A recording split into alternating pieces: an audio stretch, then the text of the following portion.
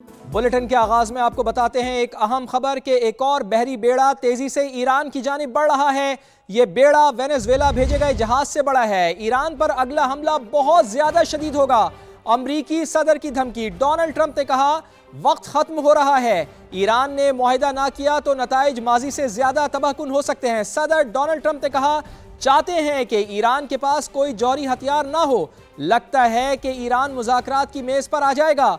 वो मुनसिफाना और बराबर का मुआहिदा करेगा। पहले भी ईरान को कहा था कि मुआहिदा करे, लेकिन उसने ऐसा नहीं किया। तो अहम बयान सामने आया है डोनाल्ड ट्रंप का। उन्होंने कहा कि एक और बहरी बेड़ा तेजी से ईरान की जानिब बढ़ रहा है। ये बेड़ा वेनेजुएला भेजे गए जहाज से बड़ा है।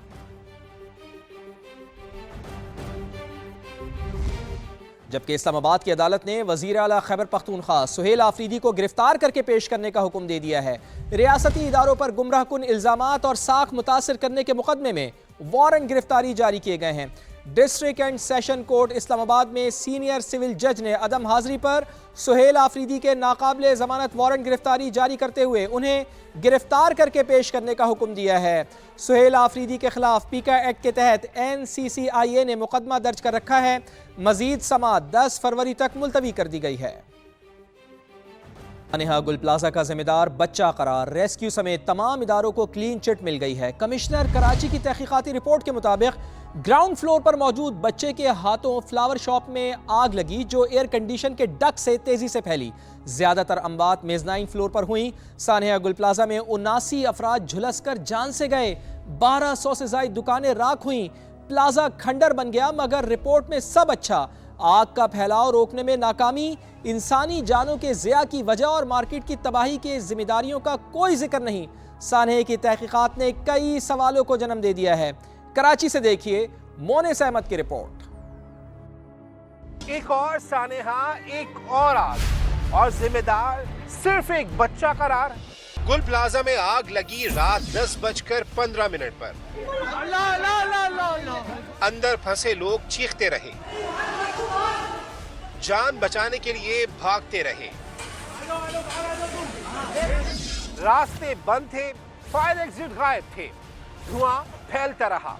मगर कमिश्नर कराची की रिपोर्ट कहती है सब ठीक था। सवाल ये है अगर सब ठीक था तो 79 जिंदगियां क्यों ना बच सकी। रिपोर्ट में कहा गया पहला फायर टेंडर 11 मिनट में पहुंच गया। फिर आग क्यों फैलती रही। एयर कंडीशन के डक्ट्स तो पहले से मौजूद थे, उन्हें बंद करने का निजाम कहां था। रिपोर्ट में बताया गया है कि रेस्क्यू इदारे पहुंच गए, तो फिर मेज़नाइन फ्लोर पर ज्यादा अमवात क्यों हुई। वहां निकलने का रास्ता क्यों मौजूद नहीं था।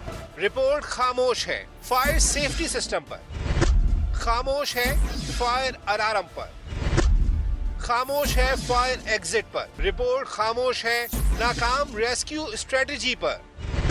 गुल प्लाजा की आग में चीखें थी, बेबसी थी, प्यारों की तड़प थी, लेकिन तहकीकात में इन सब की कोई जगह नहीं। एक बच्चा कसूरवार और तमाम इदारे बाइज्जत बरी। गुल प्लाजा खंडर बन गया, 1200 से ज्यादा दुकानें जल गई, 79 जानें चली गई। मगर कमिश्नर कराची की तहकीकात कहती है सब अच्छा है। सवाल यही है अगर ये सब अच्छा है तो फिर गलत क्या है।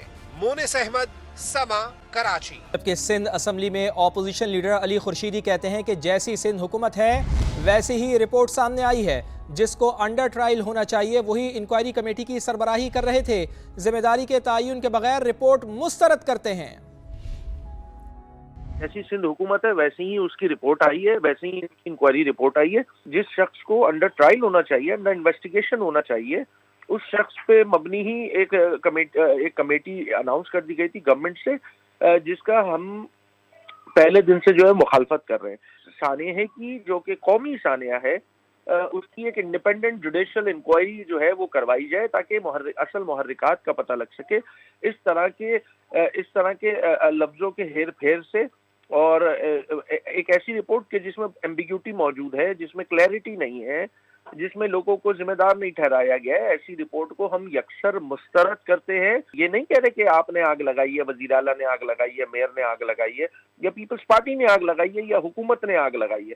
हम सिर्फ ये कह रहे हैं کہ جب تک اس کی انڈیپینڈنٹ جوڈیشل انکوائری غیر جانبدار آزادانہ جوڈیشل کمیشن کی انکوائری کی جو ڈیمانڈ کی گئی تھی وہ اسی لیے کی گئی تھی تاکہ اصل محرکات کا پتہ لگ سکے۔ سانحہ گل پلازہ میں لاپتہ افراد کے لواحقین کا ڈی سی آفس کے باہر احتجاج، مظاہرین کا مطالبہ ہے کہ میتیں حوالے کرنے سے پہلے عمارت نہ گرائی جائے۔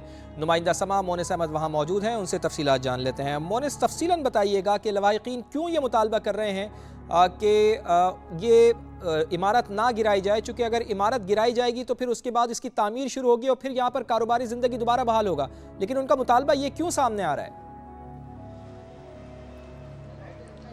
دیکھیے، اب سے تقریباً 1.5 گھنٹے قبل یہاں پہ بڑی تعداد میں جو متاثرہ فیملیز ہیں وہ یہاں پر ہیں، جن کے پیارے لاپتہ ہیں اور جو اس حادثے میں جاں بحق ہوئے ہیں۔ ان کا مطالبہ یہی ہے کہ جو ان کے یہاں پہ خواتین یا بزرگ یا جو بھی بچے جو لاپتہ ہوئے ہیں، جن کی ڈیڈ باڈیز کو ریکور کیا گیا ہے، وہ ڈیڈ باڈیز یہاں پر دی جائیں۔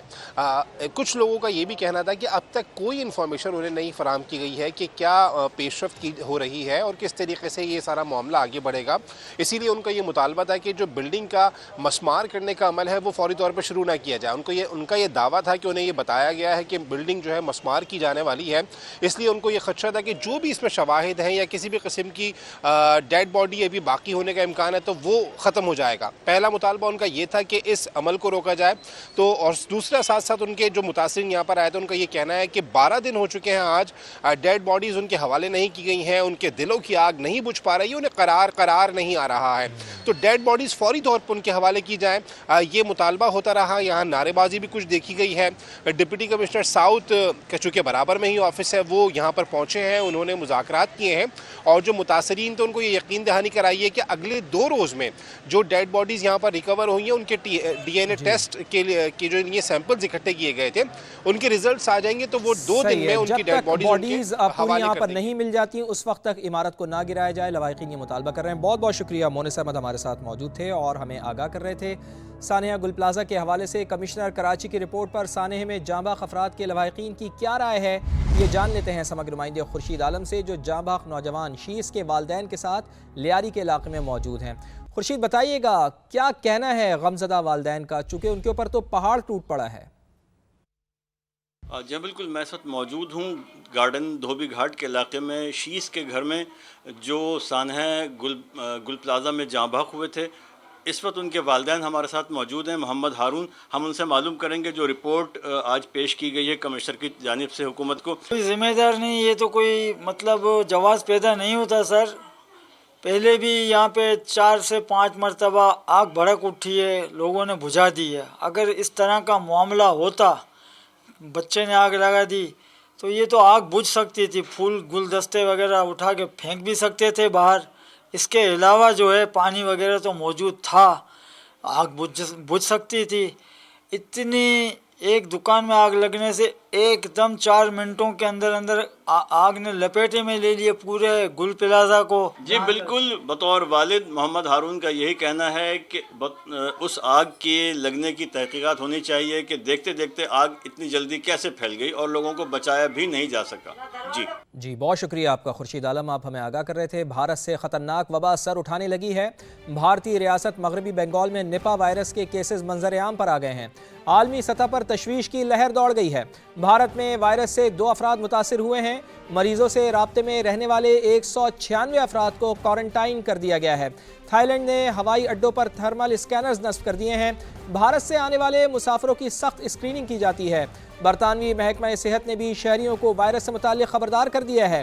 عالمی ادارہ برائے صحت کے مطابق نپا وائرس سے اموات کی شرح 40 سے 75% ہے اور اس سے بچاؤ کے لیے بھی فی الحال کوئی ویکسین یا طریقہ علاج دریافت نہیں ہوا۔